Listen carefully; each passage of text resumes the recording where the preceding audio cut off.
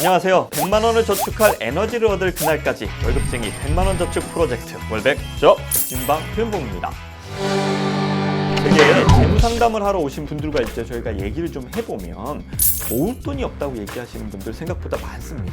보통 어디에다 돈을 쓰느라 우리가 그럴까요? 여러분은 어디에 대한 지출 비중이 가장 크세요? 자, 근데 그렇게 모을 돈이 없는 상황이라면 마음이 편하지만은 않겠죠. 그래서 오늘은 우리가 돈을, 자산을 모아가기 위한 아주 간단한 공식을 좀 얘기해 보도록 하겠습니다. 소득 빼기 소비는 저축과 투자. 자, 소득에서 소비를 빼고 나면 저축과 투자를 할 수 있는 돈이 저희한테는 생기고요. 이 돈으로 자산을 만들어 가야 하는 거죠. 자, 예를 들어서 저희가 월백저프 하려면 소득에서 소비를 뺀 금액이 100만 원 정도는 돼야 된다는 얘기고요. 만약 지금 그 정도가 아니라면 두 가지 방법을 저희가 선택해 볼 수 있습니다. 첫 번째, 소득을 높이는 겁니다. 딱 지금 저를 바라봐 주시는 표정이 장난하냐 막 이런 표정으로 저를 바라보고 계시는 게 제가 느껴지는데요. 맞습니다. 소득을 높이는 게 쉽지 않죠. 그래도요, 가장 효과 있는 방법이 실은 이겁니다. 그렇기 때문에 저희가 당장의 소득을 높이진 못하더라도 소득을 발생시키는 기간을 꾸준히 늘려나가기 위한 노력을 해야 되는 건 엄청 중요한 일입니다. 은퇴하지 않는 것이 최선의 은퇴다라는 말이 있는 이유가 아마 그런 걸 때문입니다.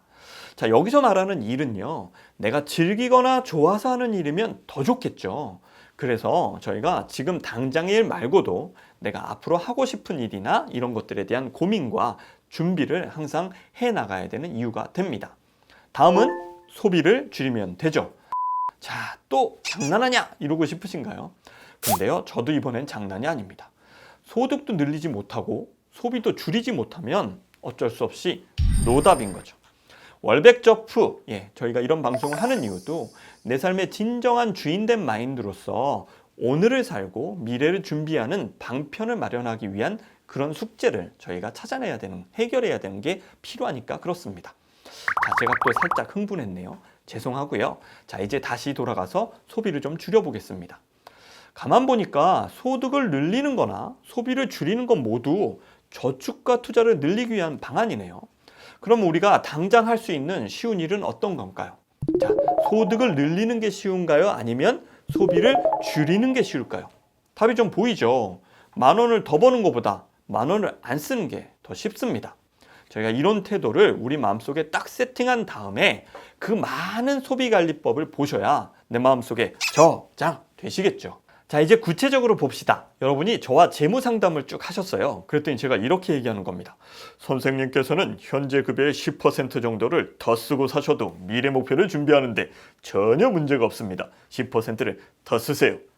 실제 상담에 제가 이렇게 하진 않지만, 자, 그러면 여러분 한번 여러분의 급여를 떠올려 보세요. 그리고 한 10%를 매달 더 쓴다고 한번 생각해 보십시오. 어떻습니까? 여러분의 가정의 삶의 질이 확 올라가나요? 아니면 별 차이가 없으신가요?